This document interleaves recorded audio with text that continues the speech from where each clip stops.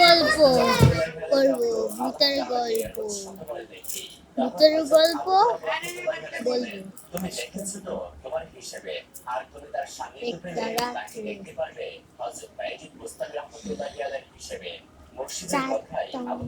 চারটা লাইট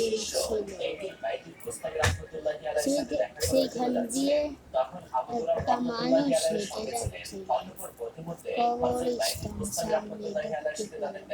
ওই কবরস্থানে দুটো ব্যক্তি একটা মানুষ ভেসে আসে, ওই মানুষটাকে যখনই দেখতে গেল তখনই ওই মানুষটা কঙ্কাল হয়ে গেল। কঙ্কাল হওয়ার পরে গুলি করে নিজের বাড়িতে ফিরে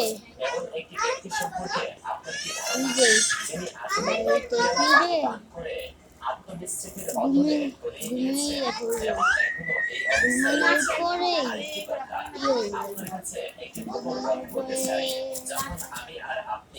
রাত ৩টা বেজে উঠে গেল।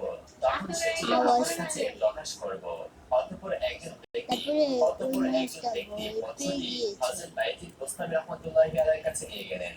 অনেক ধরনের সুরা পড়লেন। সুরা পড়ার পরে তারপরে ওদের বাসায় সামনেই তাল গাছ ছিল। সেই তাল গাছের ভিতরে তাকালো, দেখলো কি একজন বসে আছে। সেটাকে সেই মানুষটাকে ডাক দিল, কিন্তু মুখটা দেখা গেল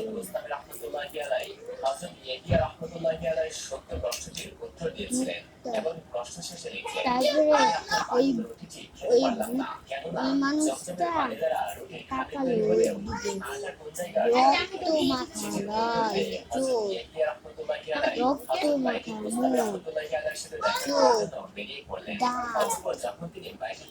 সেটা দেখে সব দরজা বন্ধ করে দিল। বন্ধ করার পরে ওই ভূতটা ওদের বাসার উপরে উঠে সবকিছু ভাঙা শুরু করলো। দরজা নখ দিয়ে ভাঙার চেষ্টা করলো, জানলা ভাঙার চেষ্টা করলো। তারপর হাল ছেড়ে তাদের